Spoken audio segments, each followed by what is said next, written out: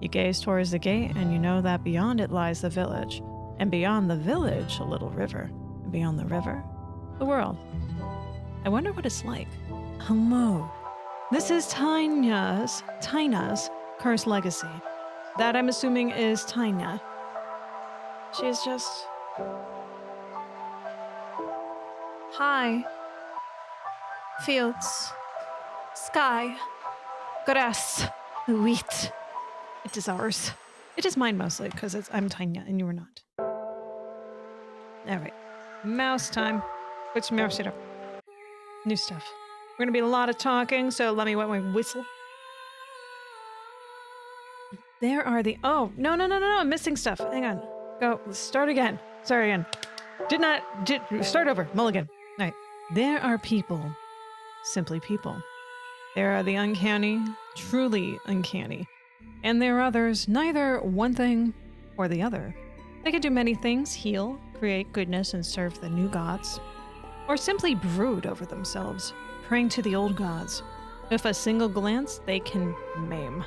They have many paths and countless forks. So, which do you choose? Childhood? I don't choose childhood. Not again. No, thank you. In this chapter, you can answer the call of the unknown, or cleanse your soul, and/or, which requires me to have willfulness and duty, and/or duty. Look, it's Amazon. Birth. There was nothing here. Nothing but pure darkness. Not even darkness, really. Worse. A dense, enveloping gloom. No sound, no object, no sensations. Nothing at all. You think that you should be afraid, yet there's no fear. Nothing to fear and nothing that could frighten you. Then suddenly, in this gloom, you sense that something is present. And indeed, something is there. Something strange.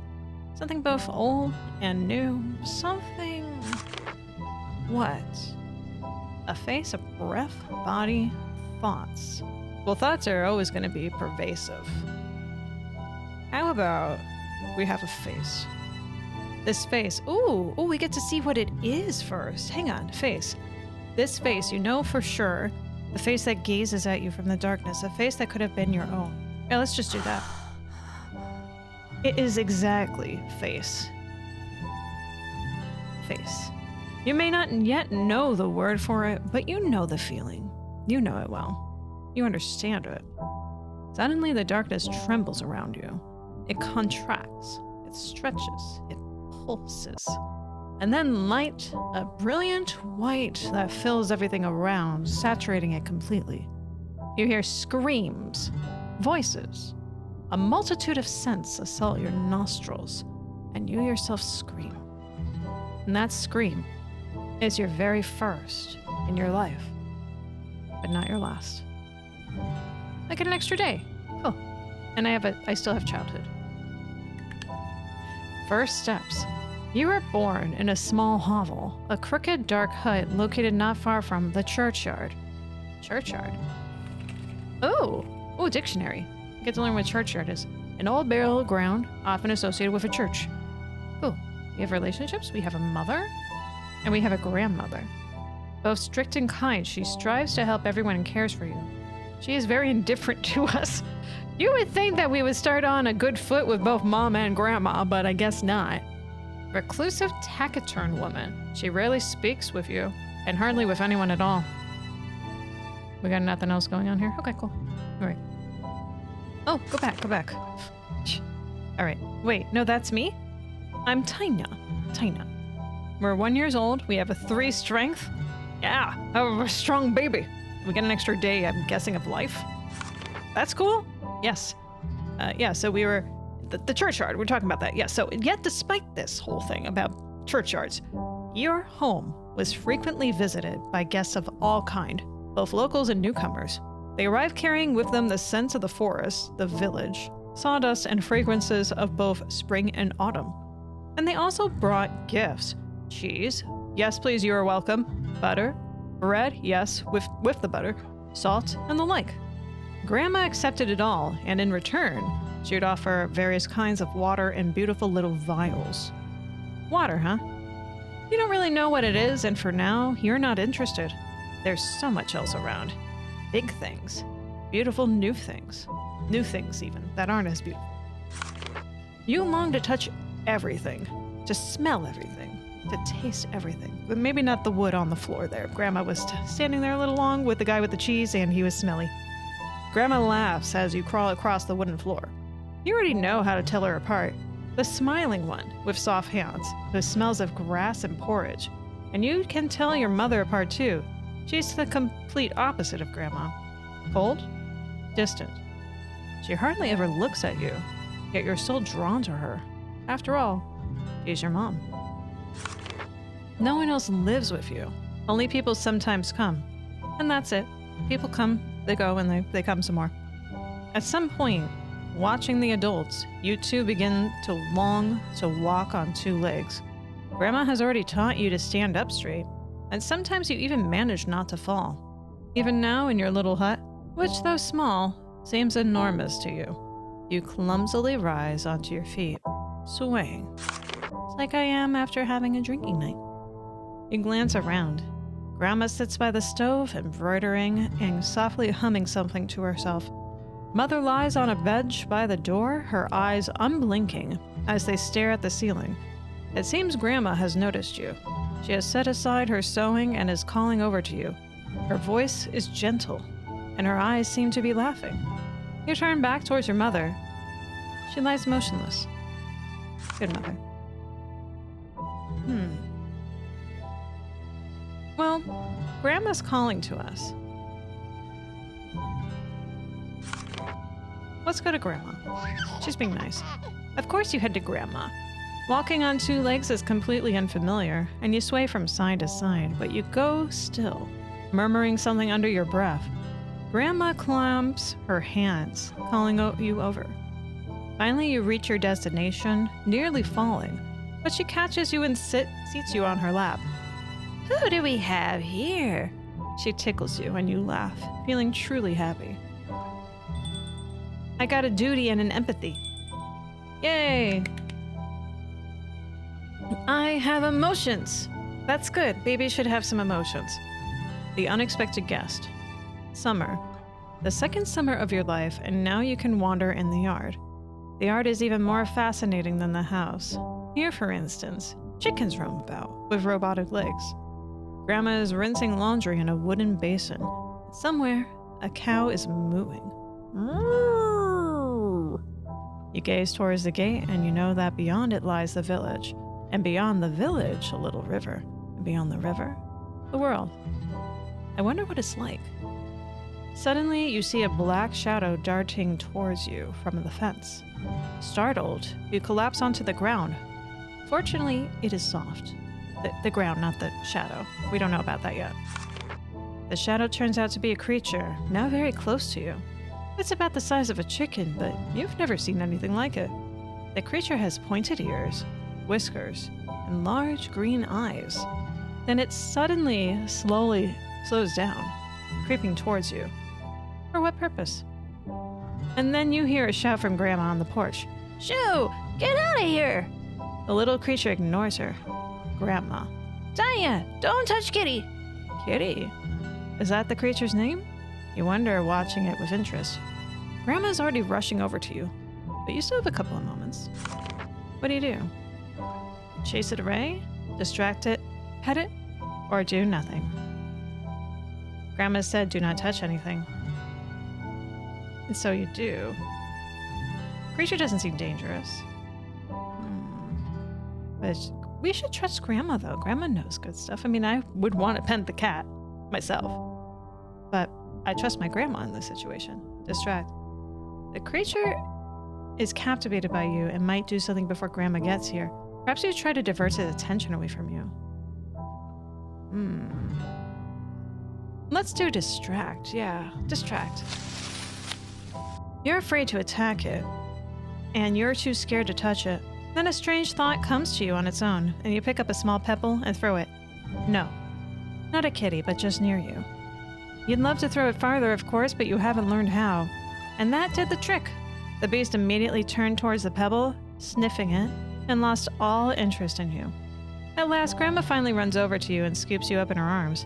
From her elevated position, you watch the kitty with interest. My goodness, there really is everything in this world. I got an empathy and a strength. Hooray, we're stronger and we have more feelings. That's cool. The voice. Time passes and now you're already a whole 3 years old. 3 years on this planet. You understand some things well now, and sometimes you even help Grandma around the house. You also know that people who come to your home receive help from both mother and grandmother. The various tinctures in Grandma's little vials are decoctions. Decoctions? Why is that not in the dictionary? They taste bitter. You know this because one winter when you got sick, you were treated with one of them. Mother doesn't brew medicines. She has a different gift. She heals in her own way. When someone is brought in, a patient so gravely ill that all they do is moan, Mother casts a heavy, cold glance their way. She orders that the patient be laid on the table and instructs everyone else in the house to leave. In such moments, everyone listens to her. No one dares to contradict a word she says. She does something and then the patient begins to recover. Afterwards, Mother sleeps for 3 days and 3 nights. This witchcraft takes a heavy toll on her. She's a witch, huh? The practice of magical rituals, divination or sorcery. That's the thing. Where are we? We got 2 empathy. Oh, we got the stomach for goodness. However, she only takes on the gravely ill, so such cases are rare. So she's not talking to everyone. Usually Grandma takes care of everyone while Mother sits on a bench silent, gazing out the window. One evening, just after dinner, a boy hardly older than you is brought into your hut. The boy whimpers. One of his legs is wrapped in a rag and blood is already seeping through it. Grandma immediately springs into action. The boy's parents explain, rather confusedly, that he had been playing near the forest and that they themselves don't understand how it happened.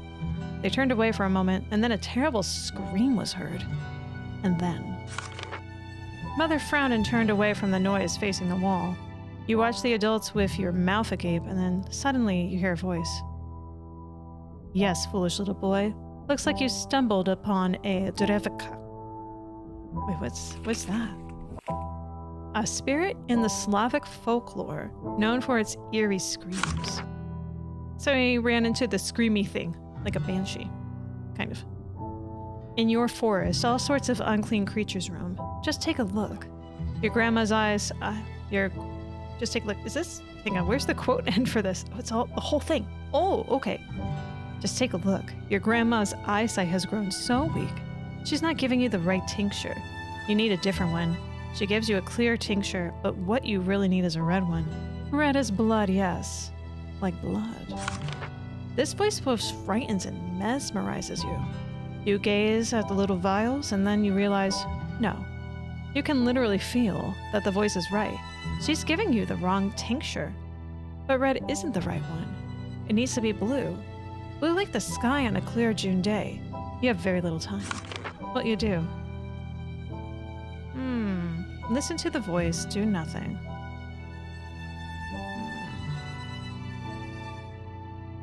It looks like I would lose strength on do it my way or nothing. Oh, excuse me, do it my way or listen to the voice. That's interesting. Listen to the voice. You might think whatever you like, but the truth is you're really not sure. You're still too young to understand these things, but the voice does understand. The voice certainly knows best. How can I trust this voice? It's not my family. I don't know who the voice is. I don't know what the voice is. Do it my way. No matter what may be going on in your head, you trust your heart. You decide for yourself what is right. It has serious consequences. Or do nothing. What could you possibly understand about this in that voice? It scares you. It's better to trust Grandma. She clearly knows more about it. I lose a duty, but I learn a stealth? What is this? What is this game? A duty, huh? What is my duty? Well, if I, as a child, heard this voice just randomly, and I've never heard an explanation of voices before, I most likely wouldn't be doing anything and trying to mess up what the adults are doing, so I'm gonna pick do nothing. Voices. Intuition? That's all. You're just a child. You don't understand grown-up matters yet, so it's better not to interfere. Deciding that you simply watch everything from the sidelines, Grandma gives the boy her medicine.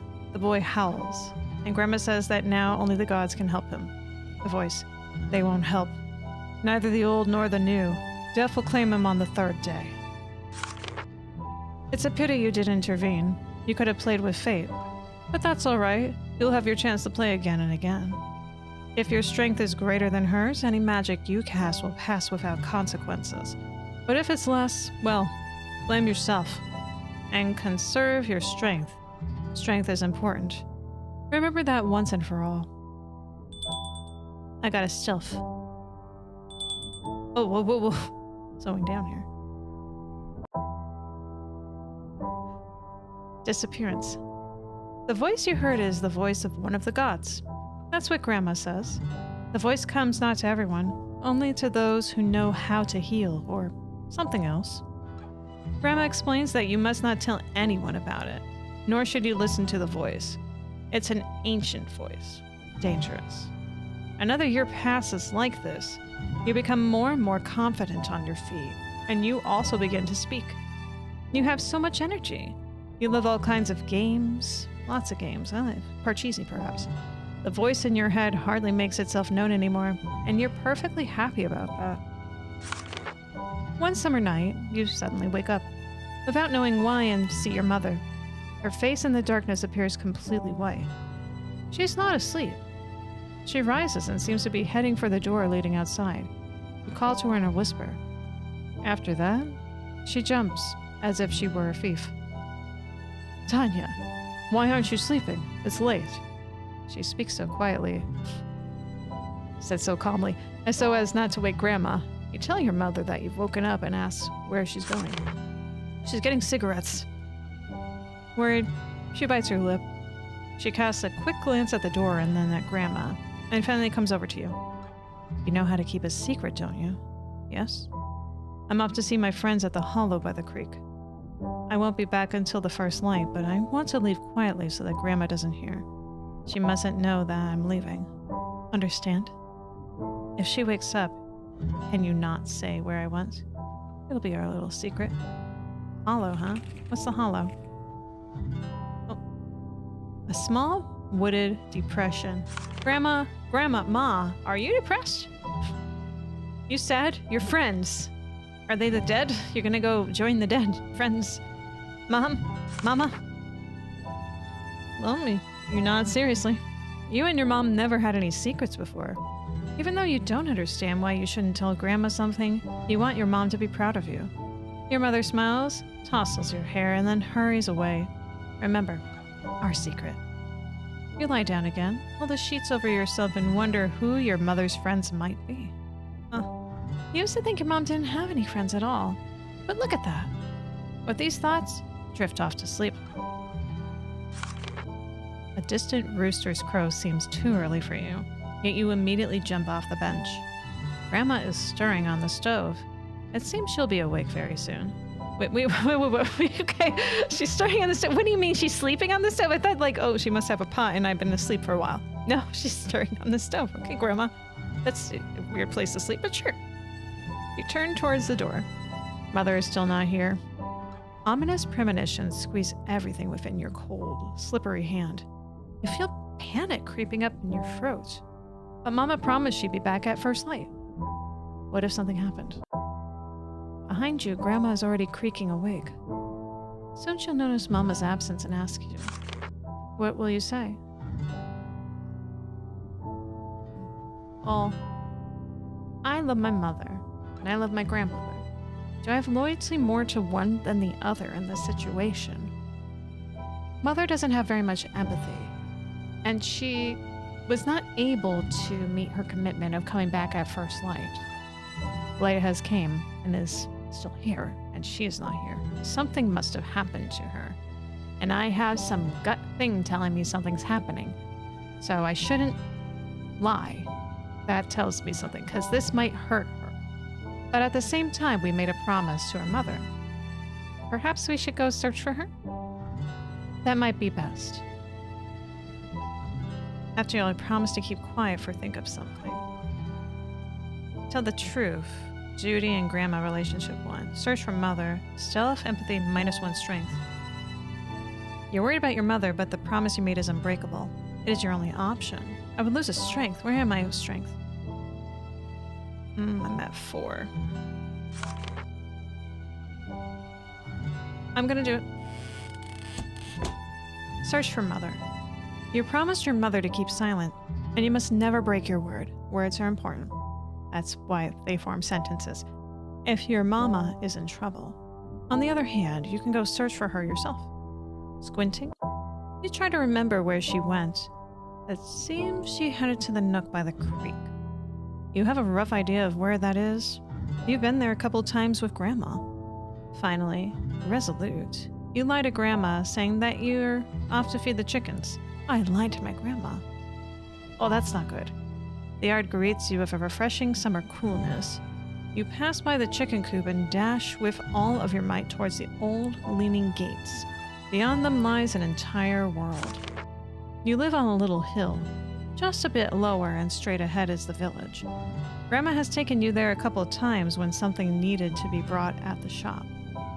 The village is noisy and teeming with people, adults and children. You love it there. Beyond you lies the forest. Grandma sometimes goes there to gather herbs for her poultices and potions, but you're not allowed in there yet. It's too dangerous for children. There's a stream to your left, and you are just about to run towards it when you see your mother rising. She, wow, smiles effortlessly and casually. Behind her, several girls stand, as beautiful as your mother. They call out to her as she turns and waves. It seems you are worrying for nothing. Everything is fine. Empathy and stealth increased. I'm a stealthy one. I'm gonna infiltrate places. Return. By autumn, you've turned 5 years old. Grandma still won't let you go into the village by yourself, so you wander around the yard. You're unbearably bored, sitting on the porch with your hands propped to your cheeks. Suddenly, you hear a purring sound, loud yet soft. You lift your eyes, searching for its source. A cat. Completely black without a single white spot. She confidently walks over to you, nudging your shin with her head. You can't help but smile, hesitating just a little. You extend your hand towards the animal, and the cat lets you pet her. This cat likes me. How amusing.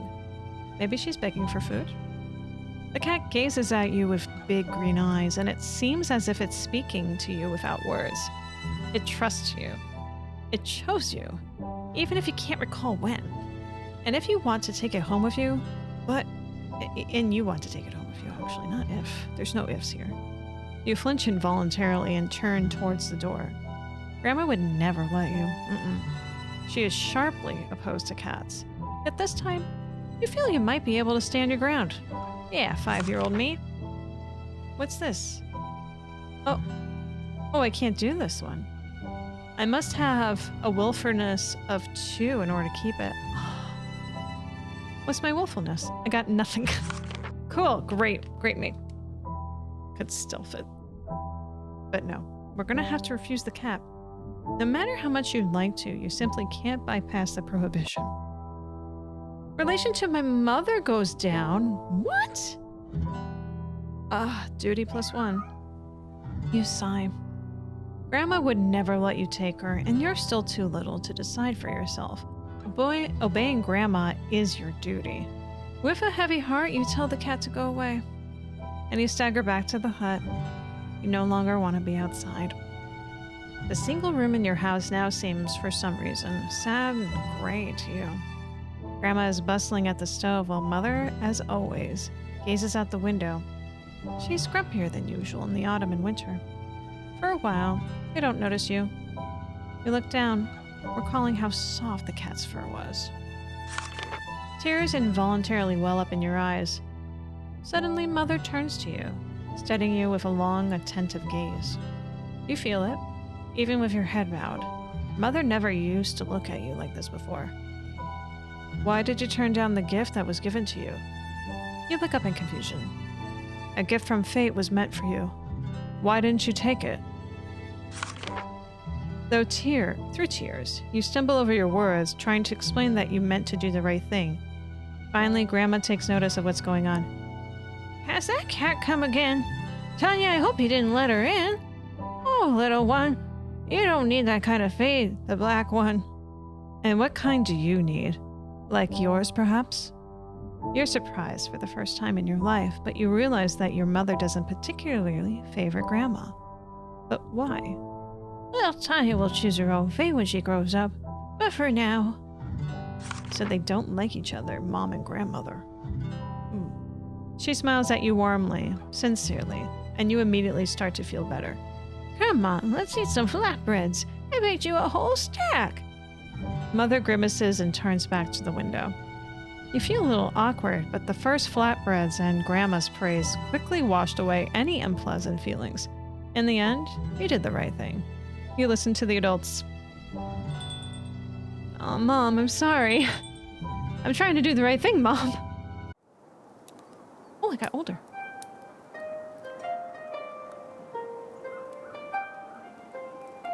Yeah, I'd eat those. Chapter 1 is complete. We completed childhood. I'm pretty stealthy, I got some empathy, and I have a very little duty. But I'm not very willful. I gotta have more of a backbone, damn it. Ooh. Oh, options. Ooh, there's a whole tree and everything. I didn't play with fate. No. Oh, the poor cat. You go your own way. I do. Youth. Chapter 2. In this chapter, you can save the witches, lose the cat. You have to have the cat to lose it. Well, at least we are spared from that. We can die. Alright, if we want to die, we're gonna have to lose some people in the village and children. But we can save a life. I would have to have a doll. Save the witches by lying +3. What? Sure. Prologue. Time flies quickly. You're allowed to do much more now, even to go out alone and walk to the village. But with that comes more responsibility. Now you carry buckets, wash clothes, cook meals. You can also, or you do, also help Grandma with her tinctures. And once even your mother showed you how to heal using only your hands, on a limping stray dog. But no matter how hard you tried, her kind of healing just wouldn't work for you. Mother didn't seem to mind, but it left you feeling a little sad. About friendship. Even though you're not allowed to go beyond your yard, you still haven't made any friends. All the kids your age live in the village in houses, clustered close together. It makes you feel quite sad, especially when you pass by the field where the other children are playing. You want so badly to run and shout with them, just like the rest. But I don't know how to shout yet. I haven't learned that. But one day you notice something you'd never seen before. A small group of children surrounding a scrawny, dirt-smudged boy. Laughter and mocking voices reach your ear. They're clearly picking on him. We'll see about that.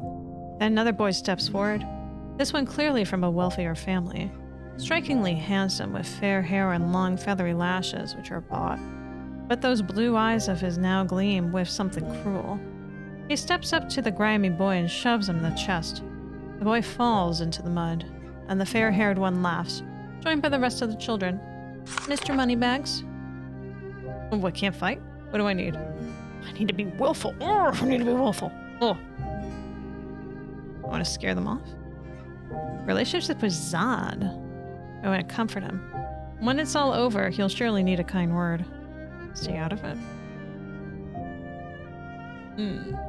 Nah. I want to scare them off. Fuck them. Wondrous it is how swiftly a plan takes root in your mind. Such a clever one too. It simply has to work. You walk a little closer to the children, wearing a deeply thoughtful expression. The first to notice you is a girl. At first she glances at you briefly, but then it quickly dawns on her. You're not one of them. She freezes, looking at you again. This time with suspicion, even caution. She elbows a nearby boy and nods in your direction. And now nearly all the children are staring at you, as if you were some kind of forest-born marvel. That redhead from the black hut, you catch in a whisper. That redhead in the black hut. So, they know who you are, and they're a little afraid. Strange, but it gives you strength. The fair-haired boy, so caught up in his tormenting, notice you last, and only because someone calls his name. Now you know he's called Berislav. He glances at his friends, then takes a step towards you. What are you doing here? Even though your heart is pounding wildly under these staring at you, you stretch your lips into a motherly smirk. And you answer that you're simply waiting. Waiting for what? You say, for the moment when all of them turn into toads. That lands. The children around him widen their eyes, casting nervous glances at one another. Clearly, it got to them. But Berislav, it seems, is not so easily shaken. He meets your gaze boldly and asks what would make ordinary folk suddenly turn into toads. Because this place was spelled yesterday. I saw it myself, you reply. The lie slips from your lips with surprising ease. Spelled. Spoken out loud with the intent in special form to cast a spell. Ah. You add that there's only little time left to wait, and they'll see it all for themselves. You must sound very convincing. Several children shrink back, ready to bolt. But Berislav, he looks you straight in the eye. And you call every ounce of strength inside you to drive him away with nothing but your gaze. Suddenly he sways slightly and shakes his head. There's something odd about the way he looks. Whatever, it's not fun anymore anyway. They leave, but the grimy boy stays behind. He looks shy and avoids meeting your eyes as he mumbles words of thanks. You brush it off. It's nothing, and ask him what his name is. At last he lifts his big brown eyes to meet yours and shyly says, I'm Mr. Don. And just like that, your first friendship begins. We made a friend. Yay. But I learned to lie too. We made many things happen today. The misdeed. Zidane turned out to be a wonderful friend. He spent many hours playing in the fields between the village and the churchyard, always keeping to places where the other children rarely go. You have no desire to run into Berislav or any of his gang. In time, you even find a spot of your own on distant riverbank. There you whisper secrets, gather stones, and sometimes even catch crayfish. Your grandmother is glad that you have made a friend, though she still worries and asks you not to stay out after dark. Your mother, it seems, does not care. One day, you and Zidane sit together on your riverbank. It is a hot day, despite it being only spring. Earlier that morning, you have been playing Wolf in the Ditch and Blind Man's Buff. What are those games? You just put a wolf in the ditch, one of you's dead, or something. It's now time to rest. Zidane flops onto his back without a care that his clothes will be covered in sand. I mean, he was muddy when we first met him, so yeah. He folds his hands behind his head and stares up at the sky. You follow example. I've been meaning to ask. Aren't you afraid living here, so close to the forest and the graveyard? As opposed to what, Zidane? This is all I've ever known. You shrug. You never really thought about it. With your mother and grandmother around, nothing ever seems frightening. That's because you're brave. I'll be like that too when I grow up. You don't know what to say, but Zidane suddenly solemnity quickly fades. He beams at you with a cheerful smile. Come on, let's look at the rainbow frog. I hear it from older kids that they live around here. Oh yes, go see those. You play until evening falls. Only when rainbow frog? Like rainbow connected frog? Ooh, she's realizing on that.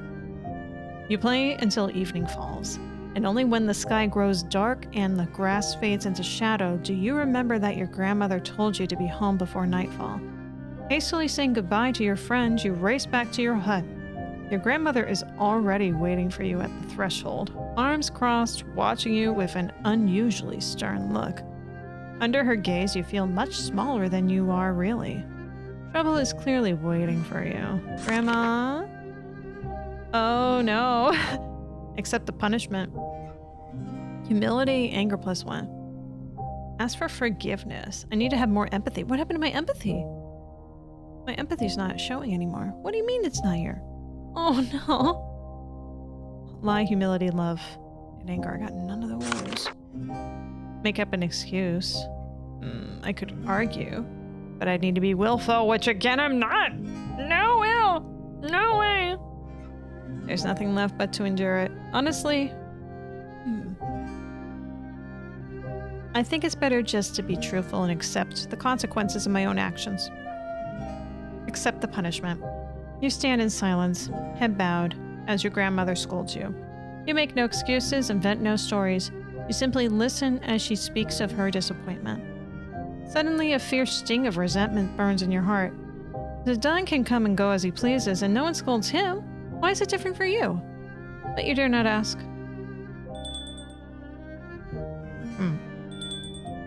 Youth continues. Youth is long. Torzok. Well, how is my relationship, by the way? My reputation with the village? People of your homeland, it's best to stay on good terms with them, or trouble won't be far behind. Children, it's -1.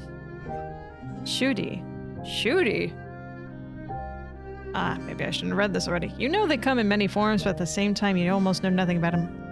Almost isn't the right word. I would just say plain nothing. This tutti frutti shooty. What a wondrous sight. The Torzok. The Torzok. A small market or fair. Oh, buy rare goods, meet strangers, trade news.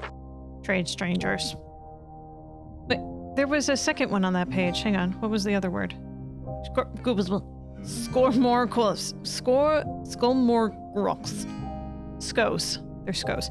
Wandering singers, jesters, and actors. Feared and awaited, they brought laughter, but also bad tidings.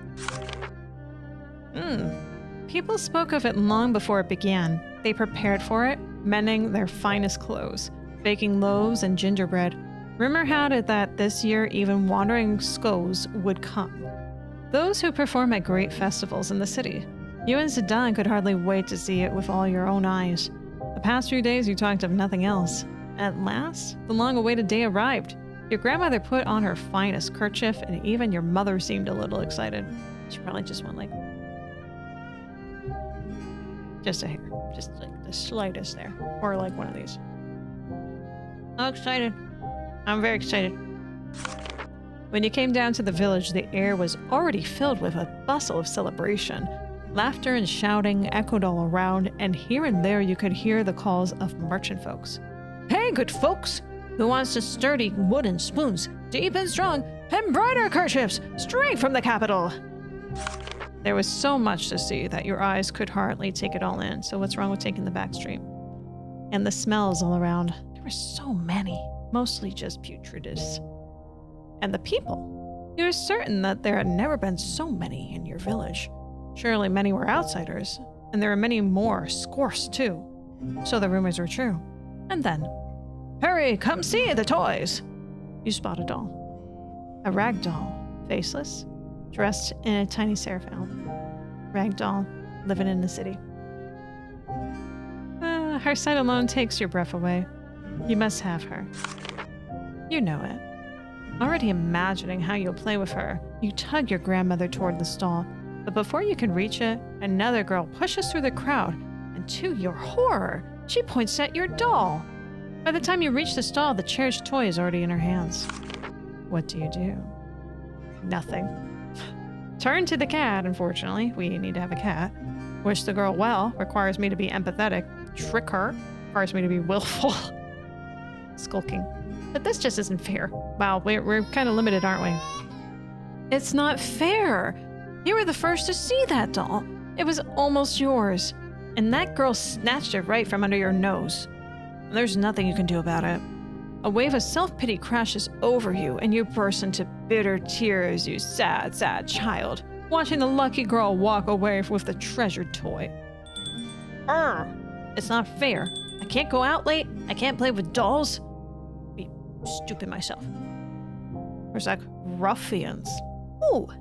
Grandmother and mother went off on their own errands. Grandmother went to look at the spoons and bowls at the stall of a rosy-cheeked, plump merchant woman. A young girl called out to your mother and she hurried over to her. Just before they disappeared into the crowd, you noticed your grandmother glance after them, grimace, and quietly spit over her shoulder. Clearly, she didn't like your mother's friends. You wander alone for a while until you spot a stall selling candy. Wonderful candy on sticks shaped like bears, fish, roosters, and all other sorts of animals. Your grandmother just given you a few kung for sweets. I'm assuming it's money. Let's see. Small coin trades hands in villages and taverns, jingles in the pockets of vagabonds and merchants. The vagabonds. You've just bought your lollipop when you spot Zidane. He had the same kind of sweet, though he had eaten half of it with a clear delight. When he saw you, Zidane waved his free hand. Hi! You had just started towards him when, out of nowhere, Berislav appears with a group of other children. They saw Zidane too and reached him before you did. Berislav said something. You couldn't hear what over the surrounding noise, and then struck Zidane's hand, the one holding the candy. Pants him. The lollipop flew from the grasp and the other children burst in. No, you don't just pants him. You pants him and you take the sticky lolly and you shove it up his butt.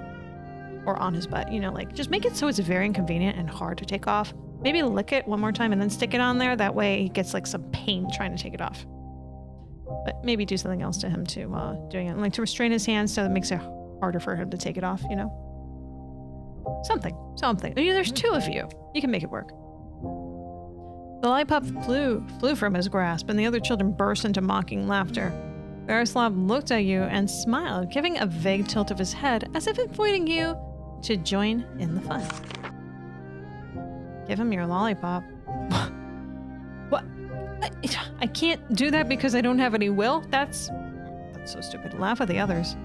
No! Maybe the kids will think you're one of them. Do nothing. Sadly, there's nothing you can do here. Have some humility and strength, though. After all, what can you do against the crowd? All you can manage is to stand behind Zidane and quietly endure Berislav's mockery. He doesn't say a word about you, though. Just glances your way from time to time. Soon he grows bored of the teasing and watching, waves his hands to his friends, and the children move on. Zidane glares after them with hatred. When I grow up, he'll be sorry. You say nothing. We'll all be sorry when we're older. It's good. It's good to be sorry. The end of Torsak. The day full of impressions draws towards night.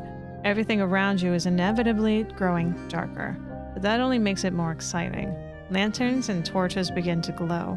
Most of the merchants are already packing up, but tireless performers are still entertaining the crowd. Very soon you'll head home, but for now, you still have a choice in how to spend your final hour at the Torsak. You step in the middle, carefully looking around so you don't miss anything. Do I really have much of a choice at what the next thing is? We'll see. To your right, a small crowd is gathered. You hear a hushed murmur of awe, and everything over there seems mysterious. To look like someone's telling fortunes. Normally, such magic isn't exactly welcomed, but everyone knows that on holidays and at Torzaks, it's allowed. To your left, people are gathering too. From the chatter, you understand they're going to tell stories about the gods, the new ones and the old. Strange, really. On one side, official business. On the other, sacred mysteries. But tonight, anything seems possible. You glance once more to the right, to the left. You can't stand there like a post forever. You'll have to decide. Ooh, walk with my family. I do have options. Walk with family. Listen to a story. Wander alone. Have my fortune told. What's the wandering alone? Forget all this. You just can't decide what's best. Anger. Ugh. We really don't need more anger. Let's not do that. We could use a little bit more love in ourselves. What is that? Do we have any? We have family, humility, lie. Have your fortune told. Lie +1. I'm not that interested in getting my fortune told, honestly. Listen to a story. Why not rest and learn something too? Walk with family. Seems you neither your grandmother nor your mother feel like quarreling on this day like this. Looking back, I would want to spend more time with my family. Really. But let's be real, as a child, you don't get too many opportunities to listen and hear stories. And you, as a child, I loved hearing stories as a child. I love hearing stories as an adult. That's I'm playing this game. So let's listen to the story. After a moment's thought, you heard head left. Let's go. People are hurrying to find spots, settling right down on the ground. Some are chewing on kalashi. I don't know what kalashi is. and buns. Others are watching buns with stickiness. Others are watching the canopy ahead with full attention. Standing there is a girl about your age. She's beautiful, blue-eyed. She looks delicate and very small, but her voice, by contrast, is loud and confident. She calls everyone closer to hear tales about the gods. You squeeze through the crowd to sit near the front. Your eyes meet the girl's, and she smiles at you. Then begins. Oh, in the old days when the world was dark, it was ruled by the old gods, gods of destruction and death. In the old days when the world was dark, it was ruled by the old gods, gods of destruction and death. And the mightiest were the Chuti, for they were gifted with claws and fangs. It was a terrible time. Ordinary folk suffered. We were hunted. Those cursed beasts tried to wipe us out. But then came the new gods. These gods began to teach people how to build cities, how to heal one another. In return, people were to obey them without question, to make new laws, and to live in order. The gods were to be honored like parents. They spoke through the older folk, those who look like people but aren't quite human in truth. Is that her mother? Thanks to the divine wisdom, humankind grew stronger, and so came the war with the Chuti. We slew nearly all of them. The few who survived fled deep into the forest. Of course, the old gods were not pleased, and they began whispering to the other folk as well. They speak of freedom, but that freedom is false, deceitful. Only the ones who help others is truly free. Of their soul is light. That was. The girl spoke clearly and well, mostly, her words flowing smoothly and steady. She told of each of the new gods, and together you all prayed to them. A strange feeling of unity swept over you. Though you'd pray to the gods before, alongside your grandmother, this felt completely different. While you prayed, people dressed in white appeared among the crowd, the holy ones, servants of the gods and folk alike. They were barefoot, simply clothed, and they were handing out something. One of the holy ones approached you and handed you a small cloth pouch. You knew at once what it was. A poultice. Your grandmother used to make them. Used to. When you looked back up at the canopy, the girl preacher smiled at you and gave a wink. Without a doubt, she had remembered you. Humility. Youth. Revenge. Ooh. Another year has passed. It held much, both on good and bad. You and Sedan still play together often. The other children mostly tolerate you, but you don't interact much. Your grandmother has started giving you more and more difficult tasks. Good on you, Grandma. I need to be able to become independent. You've been taught your letters, and now she makes you write explanations for her vials on little scraps of paper. One winter evening, Sedan came to your yard. He looks more sullen than usual, and his lip was split. Oh, what the hell did they do to you? It was late, but you still slipped out the door to talk with your friend for a bit. He avoided your gut gaze, huddled into his sheepskin coat, but you understood everything anyway. Berislav and his game were at it again. I just came by, that's all. I don't really want to go home. If my father sees this, he'll... Well, anyway, can I stay here a bit? You don't mind and suggest he come inside, but Sedan quickly refuses. You know it's because of your mother. Like everyone else in the village, he's a little afraid of her. Understandably so. I was thinking maybe your mother, well, you know what people say, maybe she couldn't really do something about Berislav? You get it, right? I can't live like this anymore, so what do you think? Can something be done? You bite your lip. You doubt your mother would get involved in children's squabbles. Or should you ask anyway? Or maybe you'll handle it yourself. Maybe you should talk to Berislav, or just do nothing at all. Choices! So many choices. Berislav, we would need to have some sort of relationship with Berislav for that to happen. And no. Turn to the adults. Condition. Unity present. Unity! I don't think this game was built on that. Handle it yourself. You have Ziva Mara. It has serious consequences. I don't know what that means. Guess I'll do nothing. You're powerless, though. It's not your place to meddle in this. Playing with fate yourself or asking your mother, either way, things will unfold as they will. Tell Sedan that your mother won't take on something like this. And you see the way he looks at you, with hope in his eyes. It seems your friend suspects that your mother's gift is inherited, and rightfully so. But you only shake your head. It's not right to ask for something like this, that he ought to understand. Sedan looks a little disappointed, but he does seem to understand. All the better. I'm strong. I got the strength to carry on. Holy Order. No revenge for us. No one knows exactly what made the difference, but in time, the children did leave Zidane alone. He still walked around sullen and lost in thought, but life was more or less bearable, at least until spring. In spring, something happened, something no one expected. Flowers bloomed. Who knew? And that something split your family with a deep, jagged crack. The news came early in the morning. The sky had barely begun to lighten when loud, urgent knocks rang through your hut. A messenger was banging on the door.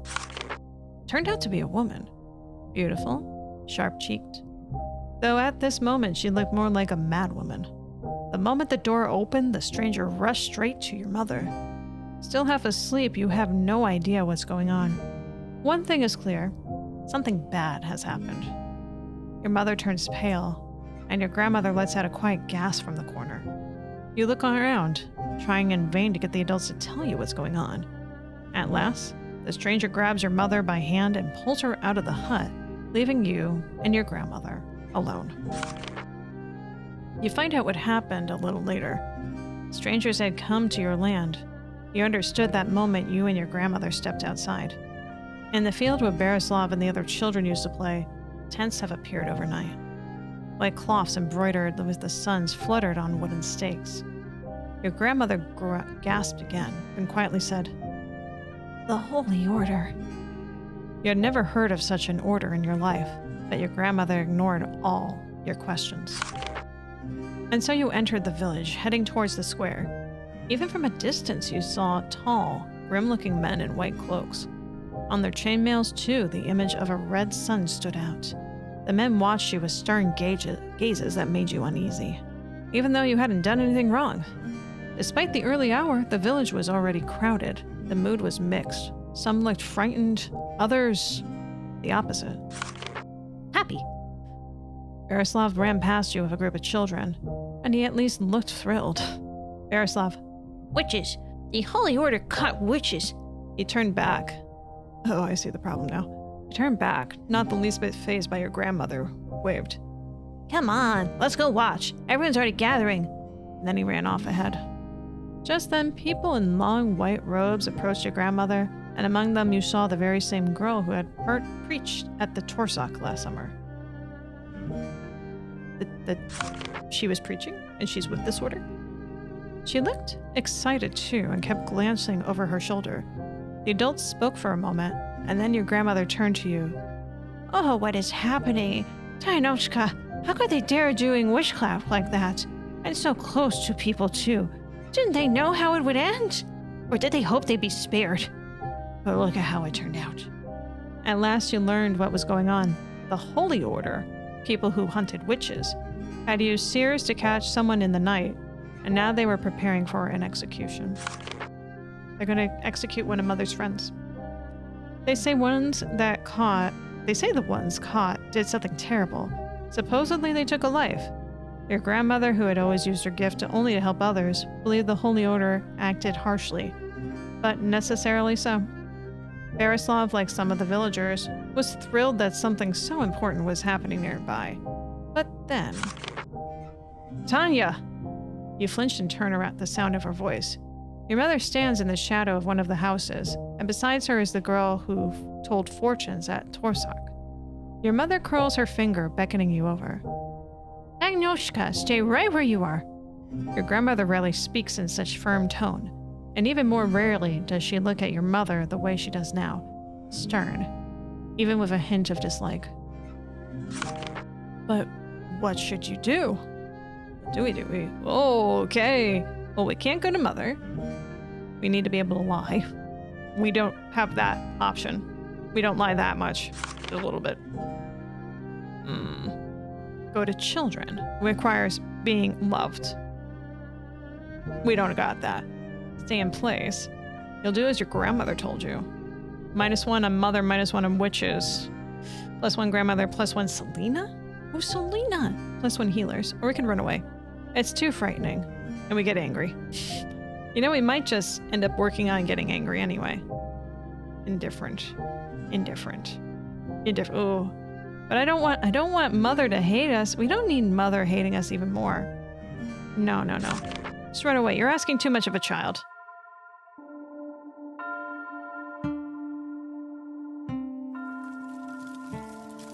Yeah. I don't need to see someone burning alive. The rest of the day passed joylessly. The healers came to your grandmother, and with them came Selena, the preacher girl. So that's the preacher girl. And in the evening, 2 of your mother's acquaintances arrived. One was the woman who had burst in with the news, and the other, the fortune teller from Torsak. They whispered about something out in the yard, and you managed to catch that they tried to set the granary on fire to cause a distraction, but it hadn't worked. Granary. Well, I know what a granary is. We don't need to look at that. Food.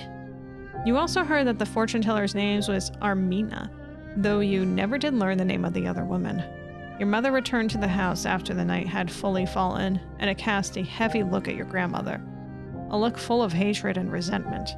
And you knew then, without a doubt, that was it. Your mother could no longer stand your grandmother. Whatever peace your family once had, if it ever truly existed, was now over. Anger. Why can't we just get along? A hard choice. A whole year had passed since that ill-fated spring. The Holy Order had left your village. Holy Odor. Oops, they're very stinky people in the white robes. Oof. The healers had gone too, along with Selena. Selena's gone too? Oh. And your mother's companion, Armina. But at home, things are still uneasy. Your mother and grandmother bickered now, and then like cats and dogs. Outside, though, it was easier. Not only had Borislav stopped picking fights, he even started including you and Zeradan in their games from time to time. It seems their holy order had made quite an impression on him. He declared that the true evil was witches, and that with people, even cowards, one must be noble-hearted. Whatever that means.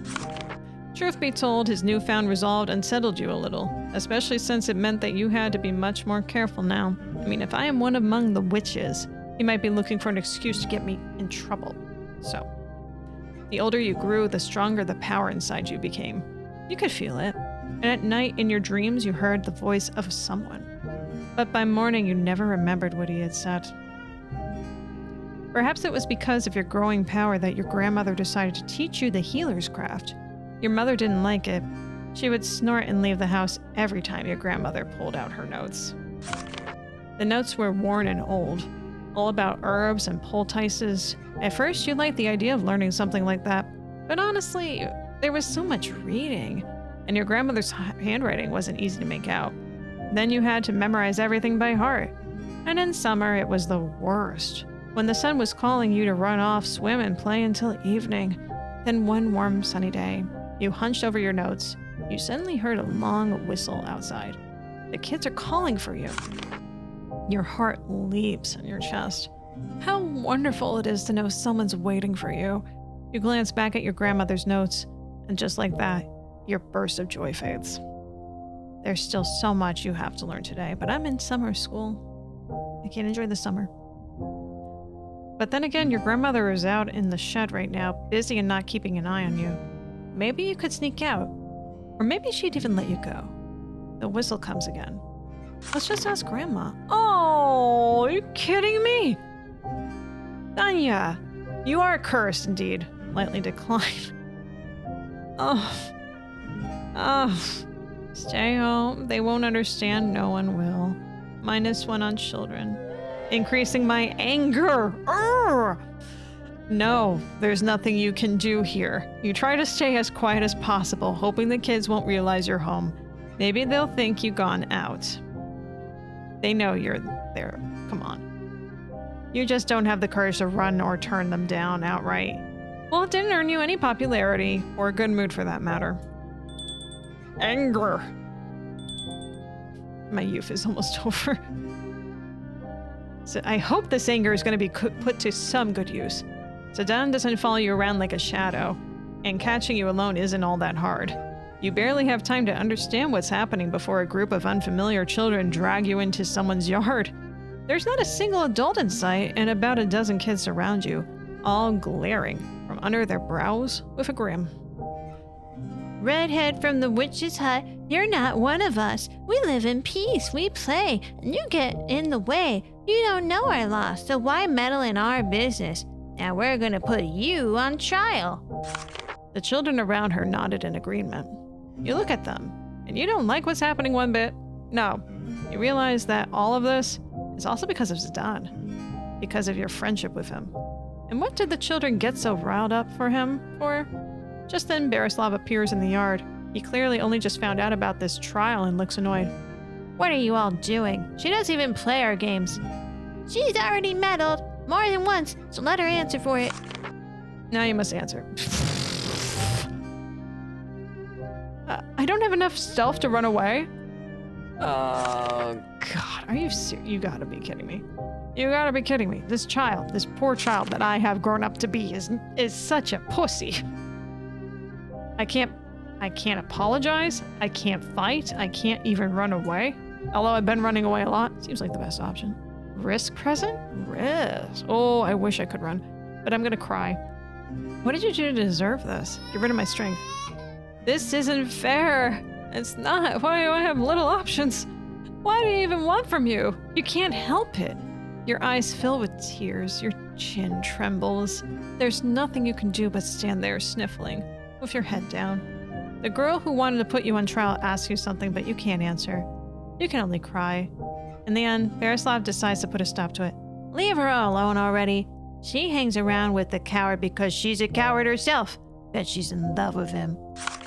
Of course you're not in love with Zidane. You mumble that, though, for your tears, but of course, no one listens. The children tease you a little, but soon grow bored and leave, leaving you there in tears. How'd they get you out of the house anyway? Oh yeah, they dragged you.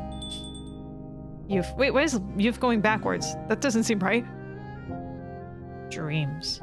Like me some dreams. Another year had flown by. Most of the children in your group have started working in the fields, helping their parents. Still, from the time to time, you all gathered together. Now you played by the river, swam, built campfires, and leapt over them. Yeah, all the time that I had studying, I'd done all these things. On one of those days, after wearing yourself out, you all lay on the riverbank watching fluffy clouds drift across endless sky. All the clouds, they're flying to the capital. Everything drifts that way. There are more houses than you can count. The summer lasts longer, the winters are warmer, and when there are commanders of the Holy Order lives, you can even train to become one of them. Yeah, all of you. And once you do, you can travel the world, protecting common folk. Just wait till I turn 15. I'm going to war. Yaroslav even propped himself up on his elbows, eyeing your friend with disbelief. Seriously? Yeah. First as a clerk, Taina's grandma taught me. Then when did our grandmother teach you anything? I don't remember them having any interactions in the story. Then I'll rise through the ranks, and once the war ends, the Tsar will grant me land, and then... Zidane didn't finish. Yaroslav frowned and looked back up at the sky. You'll get killed in the war. You don't know how to fight, and you can't... And even clerks have to. You have to be able to take lives, too. You can't do that. What do you know about what I can do? When I grow up, I'll be big and strong and... Alright, I get it. No need to yell. You, Taina, what do you do when you grow up? You bite your lip thoughtfully, the center of the attention here. Answer vaguely. I'm guessing lying. Oh, stealth. Oh, I'd rather do the answer vaguely here. Oh, I have to pick a side? Support Borislav. Maybe the Holy Order isn't bad after all. You leave this place. Where and how doesn't matter. Ooh. Well, I don't really feel like either of those are good options for her, specifically. I don't think that she hates this place. I mean, even when mom and grandma aren't really getting along, she has family here. She likes her family, even though they don't get along. But if I was going to have to pick one of them, I think the Holy Order is going to be a threat. So Zidane, let's leave. Let's travel. I mean, like, I would prefer traveling than joining any Holy Order in real life. Let's be real. Zidane talks like a grown-up. You only have a vague idea of what war is. It's not something spoken about in your home, but Zidane is clearly interested, and now you understand why. You know how much support means to him, so you say that you'd go to war too if they'd let you. Zidane noticeably brightens, while Borislav, on the contrary, pulls a sour face. But you stay loyal to your best friend. Yay. We're accomplishing something. We're being friends with our friend. Right? What's our relationship with him looking like anyway? Sympathy 2. Yay. Borislav doesn't really care too much. Grandma and mother are in the indifference category with everyone else. Your adventures. Ooh, you're still lying on the riverbank, chatting quietly and shamelessly lazing under the warm sun when other kids come running up to you. Borislav, Borislav, you won't believe it. Tripping over each other's words, they excitedly explain that Gerasim, the local trader, I guess, brought back an entire sack of sugar from the city. Borislav grimaces. That scoundrel's gonna raise the prices again so high, we might have to lay down in our graves. We'll never see that sugar, not in this lifetime. No, sir. He rubs his nose, then simply jumps to his feet, eyes burning. What, sugar or crack? What is this here? Cocaine? Woo. What if we steal it? What?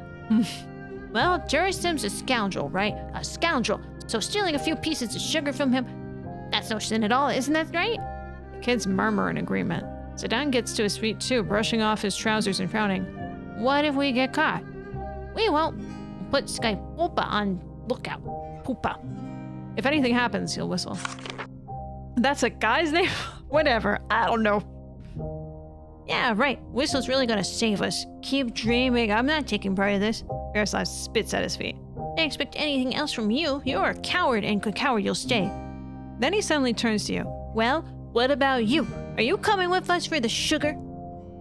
No, I'm not stealing nothing, kid. Support the children. Why don't they see the truth in Zidane's words? Yeah, fuck that idea. No way, it's too risky. Children suck. Whether Jerasim is a miser or not, stealing is still stealing. I knew you had sense. No need to get mixed up in that. So you're just like your little friend, huh? A coward too. Borislav's reaction stings, but before you can think of a reply, he and the others are already walking away, leaving you and Zidane alone. As always. It's hard to be the voice of reason in an unreasonable crowd. It's less impressive when there's that big chunk there. Illness. The gods brought a bitter winter in the year you turned 11. A winter cold and heavy. A winter when your mother fell ill. She had never been sick before. Not once for as long as you could remember. Not a cough, not a sneeze. Now. Grandmother ordered her to be laid on the table, where the drafts couldn't chill her to the bone. And there she lay beneath a sheepskin.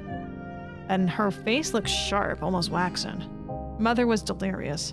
She muttered things hoarse and frightening. Tossed and turned on the table, and none of grandmother's poultices or potions helped her. Not a single vial, not even the strongest one. On the third day, your mother went still. Grandmother kept placing a damp cloth on her forehead, but it dried up too quickly. Your mother's eyes stared at the ceiling, looking completely glassy, and then she closed them. She sank into sleep. Grandmother needed rest too, but you couldn't close your eyes. You stay beside your mother, staring at the candle, watching how it melts under the flame, just like your mother is melting. She is dying. You understand this, and you try to push the thought away. She's dying? Sitting there, you tremble and bitter tears threaten to rise again, but then you feel something familiar. Your mother. You can save her, you know it. Mortal risk, you're strong, you know what to do. Use a poultice. You have one remedy left, risk. Seek help, sacrifice the cat! Oh my god, that was an option? Oh my god. Seek help, you know who can guide you.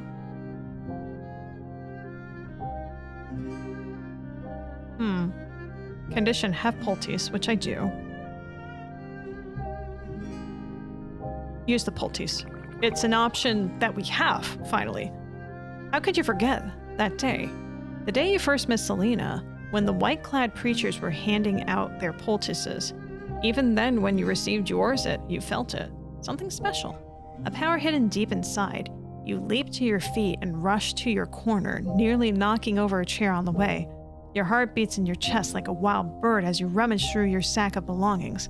At last, you find what you need. A cloth wrapping something precious. You unfold it. The time has come. Only now you know more, and you can see that you can make it even stronger. You know exactly what to do. All that studying wasn't for nothing. You rush to your grandmother's shelves of brews and tinctures. It feels like you're working forever, like every moment is unbearably loud, but neither your mother nor your grandmother stirs. Your mother breathes ragged, frightening gasps. It urges your hand to move faster. You mustn't miscalculate. You mustn't measure too much in the dark. You do it all you can. At last, you place the poultice on her forehead, replacing the damp cloth. You watch her without blinking. Your mother still wheezes for a while, but then her breathing steadies, and you realize that poultice is drawing out the fever along with the illness. It worked. It really worked. Oh, you're such a good child, Taina. So good.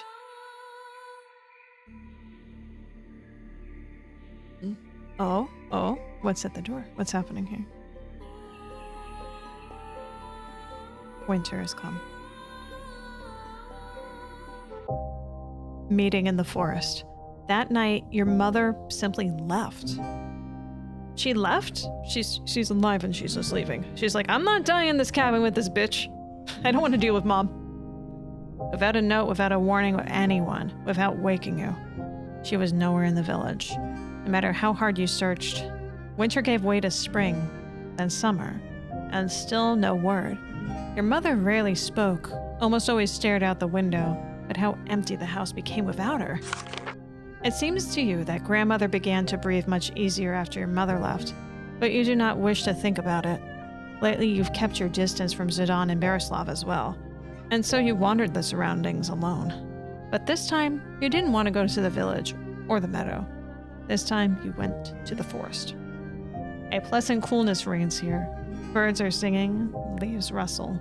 You walk a familiar path and think of your mother, of what could have made her leave. In winter, just like that, without saying goodbye. Suddenly you notice, whoa, okay. Child with adult head. Suddenly you notice movement to the side. I don't want to say that you're short, a dwarf. I'm not sure that's what's happening here. This could be actually a mythical thing. At first you think you're imagining it, but no, there's definitely something moving, and it's certainly not a beast. A small little man peers out from behind a stone. His hair is tangled, like straw. His eyes are enormous, blue and watchful. His cheeks are chubby. His nose, round like a potato. Potato nose. You stop and look at the little man, and the little man looks at you. At last, he decides to speak. Hey, you. Yes, you, Beanpole. What kind are you? You stare at the little man in astonishment. Never before had a Chuti come this close to you. You stare at the little man in astonishment. Never before has Chuti come this close to you, and none have ever tried to speak with you. At last, pulling yourself together, you ask what he means. What tribe do you belong to? Seems like human, but there's a scent to something else. So what is it? Come, speak. His tone is commanding, but you're not angry. In fact, it suddenly seems to you that he's trying to appear much braver than he truly is. After a brief hesitation, you explain that you're neither human nor Chuti. At last, he steps out from behind the stone, comes closer, sniffing the air. His head seems far too large for his body, and it looks like any sudden movement of yours, he's ready to bolt. Curious. There's another beanpole wandering the forest, always gathering herbs. Not from any tribe either. You even seem a bit alike. You're almost certain he's talking about the old woman. Suddenly, a long, deafening whistle echoes through the forest. The little man turns as if towards the source and scratches his nose. That's a call to the feast. It's today, you know. The little man shifts from foot to foot, bites his lip, and then waves his hand. To blight with it. If you're not human, then come with me. We'll talk proper there. He scurries back towards the stone. You watch him go, unsure what to do. You could follow him or not follow him. On one hand, your grandmother strictly forbade you from leaving the path, but lately, nothing frightens or delights you. Maybe the creature will cheer you up. And your mother, what if she left through the forest and someone among the creatures knows something about her? Since the people have heard nothing, well, already near the stone, the little man turns back, looking at you, waiting. Oh, we get a proper decision here. Hang on. Do we go or do we not go? You don't trust just anyone. Well, you know what? Nothing venture, nothing gain. We said we wanted to travel. Let's take a chance. There's a way to go back home. Right? I mean, it's a Chudy. Chudy, hang on. What was Chudy again? Chudy.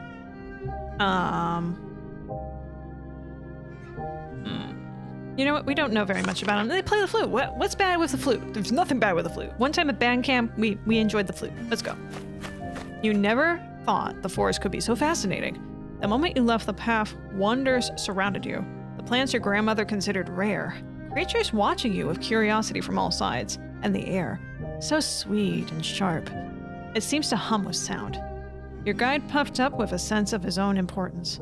He walks with his hand on his hips, occasionally pointing out various herbs and telling you about the uses. This one's for medicine, this one's for more medicines and ointments, and I just like to string this on my nose sometimes, my big potato nose. The little man, this is not wind nonsense. What? Wait, what? What was that meaning? A wild herb with a yellow flower. Whoever possessed this herb gained the ability to still the wind upon the water. This is wind not sense. It usually grows in the winter, but we've got a feast today, so it made an exception. Raskolif. Of course, you know all this already. Your grandmother taught you well, but out of politeness, you pretend to be surprised. The other creatures grew tired of simply watching, and soon a couple of little folk, just like your guide, came running up to you. Hey, Beanpole! What are you doing here? Did you come for a feast, did you? Back off, you runs. Don't bother my guest. The creatures make faces and you laugh. Small houses begin to appear around you. The tallest barely reach your waist. You must be careful not to damage anything by accident. Big person. Suddenly, you realize that the light around you isn't coming from the sun. No? Well, the forest has grown thick, but yellow glowing lights float all around. They mesmerize you, and it takes a moment to realize that the music is playing somewhere. Ooh la la. If someone is playing a pipe, as if... No, I don't hear it. At first you think the feast is only for the little folk, and maybe it is, and we are just the feast. But when you step out onto the vast clearing, you're amazed at how many kinds of creatures are gathered here. Music, chatter, and laughter, almost like market day. We are the market. By a massive oak, a scrawny one-eyed creature pours honey into handmade wooden mugs for all who wish it. A little farther off, a bull with a fish's tail transforms into handsome blue-eyed youth with a loud cracking sound. A flock of admirers burst into applause for him. At first glance, they seem like maidens, but closer look, one had green hair, another's skin is covered in scales, and a third has eyes like a cat's. There are no humans here, not a single one except, well, almost us. It all feels unfamiliar, and for a moment, you're at a loss. But then your guide tugs at the hem of your dress. Look over there, they're serving the food. See where the ox are crowding? Auk. Aka. A forest being that answers a call. Pass, part spirit, part beast, and lures wanderers into the forest. And there's a bloody, I didn't see a second deaf. Malicious being that leads travelers astray. They send you in circles, cloud your mind, and make you forget the way home. Oh, good. Good. I'm glad that that's a word that we're getting right now. This good. Blooks. I don't know where you eat, but whatever you ask for, they'll make it. That's where the dancing is. Hard to miss. Don't go near those ones waving at you. You see them? They are the wayward ones. Bloody. They are trouble. Always trying to lure someone off somewhere. Then we'll be searching the whole forest for you. Oh, they're calling me. See you later. Don't get bored.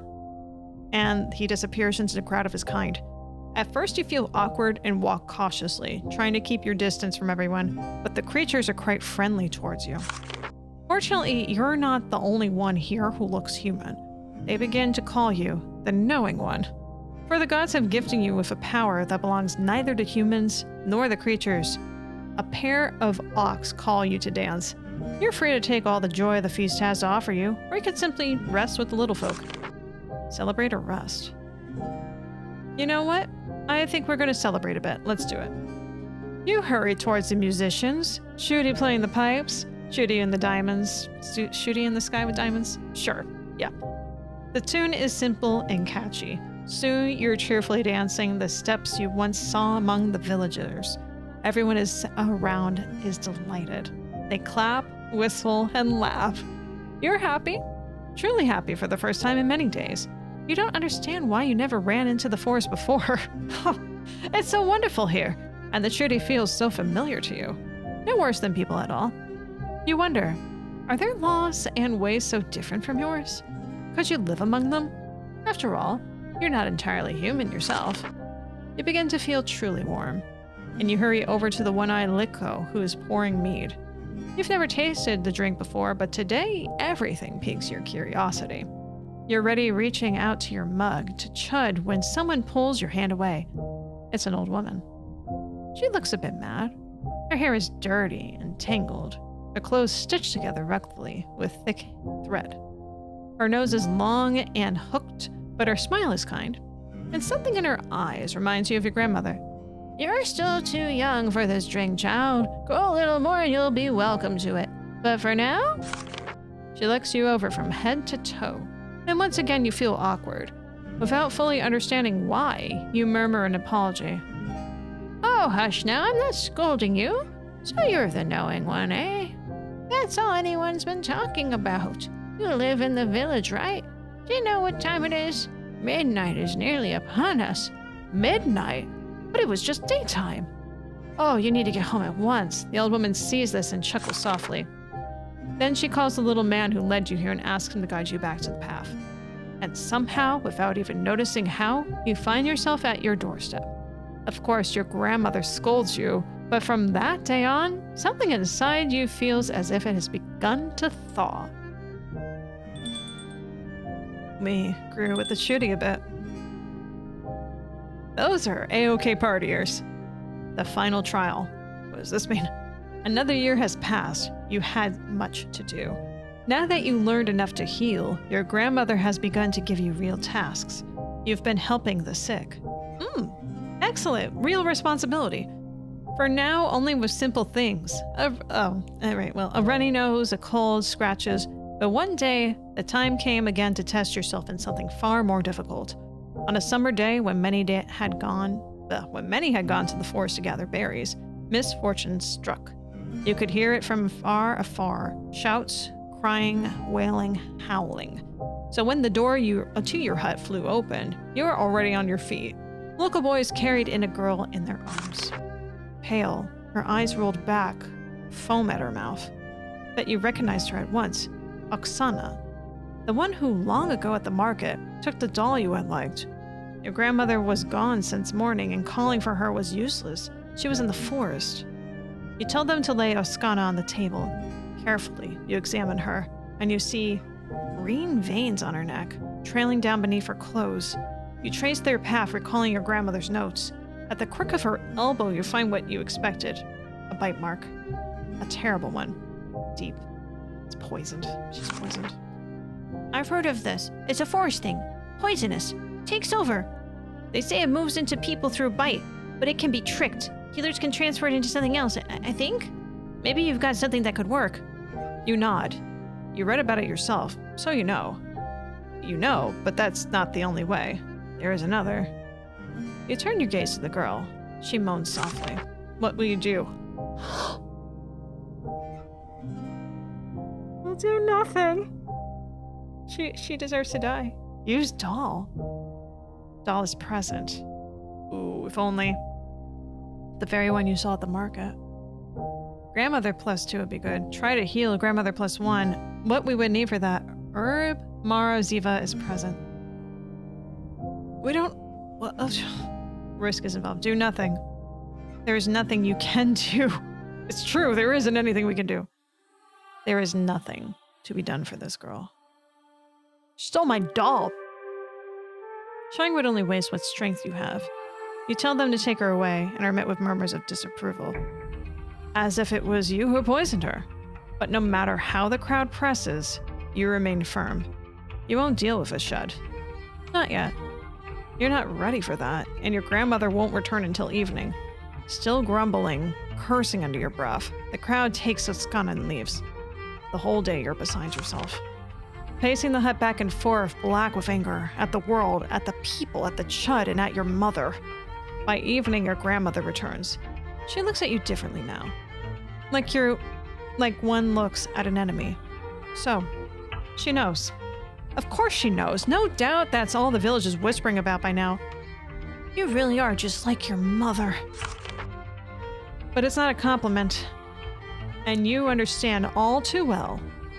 You also understood that from now on, everything would be different. They would treat you differently. You're no longer a child. No longer a youth to whom all is forgiven. You have stepped into your power, and now you will answer for your actions as a grown one. Ooh, I am really enjoying this game. I am. Unfortunately, I think we'll have to continue this another time because we've been in this over an hour, and I have some other games I'd like to get into tonight. If you are enjoying this, I think I will do this like as an extra thing. If I decide to stream tomorrow, I'll do some streaming tomorrow with this, maybe something else. If not, I will do this Tuesday. Okay. So I will go ahead and just check what this has left us here. You scared away the children, as we should. Always scare children. We are punished. Oh, there was something here that could have happened after the punishment. You endured the bullies. Listen to the legend. I didn't help Zidane. I wonder what that would have been. I didn't save the witches. No, I ran the hell away. I studied at home. I chose it. Well, it taught me something. I refused to steal. Although if I stole, maybe something cool would have happened.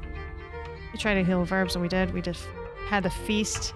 I danced with Judy. Oh, that's so cool. I refused to heal. I quarreled with children. I wonder what that means for me. Oh, okay. Well, it's done anyway for right now. Excellent. Never mind. Never mind. All right. Completed Chapter 2. Chapter 3 is currently in active development and will be ready very soon. For updates, check out the Telegram group. Telegram? What the hell is Telegram? I guess I'm out of the loop.